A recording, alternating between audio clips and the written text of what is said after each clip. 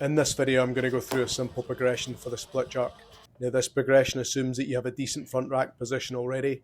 If this isn't the case, then spend the time to improve your mobility and position, as it would be a worthy investment. Areas to focus on would be the lats, wrists, external rotators of the shoulder and thoracic regions.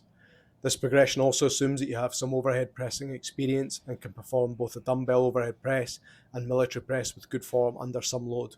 A thumbs grip from the end of the knurling is usually a good starting point for your grip. In terms of elbow position, the athlete can have their elbows up, similar to the receiving position in the clean, or they can adjust the elbows slightly under the bar, which makes life easier. This will come down to individual comfort and mobility. The athlete should have a hip width or slightly wider stance with feet flat on the ground. The feet should be pointed out slightly. I like to start with the dip drill, as this is a great exercise to start getting the athletes used to keeping their feet flat on the ground and torso upright during the dip phase. Dip on flat feet and driving the knees out over the toes and extend up. Done correctly, the bar should pop off the shoulders slightly on extension. Next, I would move on to the push press, as it introduces the athlete to the upward drive of the bar with a dip and subsequent drive of the legs and hips. The athlete should dip vertically on flat feet and change direction quickly. Drive the bar straight and back overhead and finish the lift through the toes, but don't allow the knees to rebend to complete the movement. I would recommend doing the behind the neck push press first, as it's easier to learn before moving to the front position. The power jerk is similar to the push press, however the athletes will rebend their knees underneath in the receiving position. This will allow for greater load and speed of movement when learning the jerk.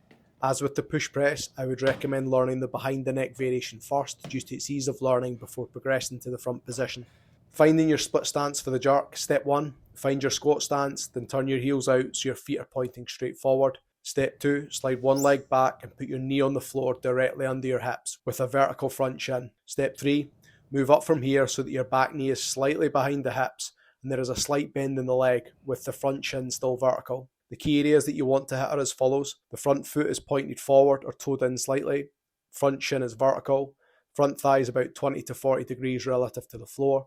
Hips are under the shoulders. Back knee slightly bent and behind the hips. Back heel up and turned out slightly to keep in line with the lower leg.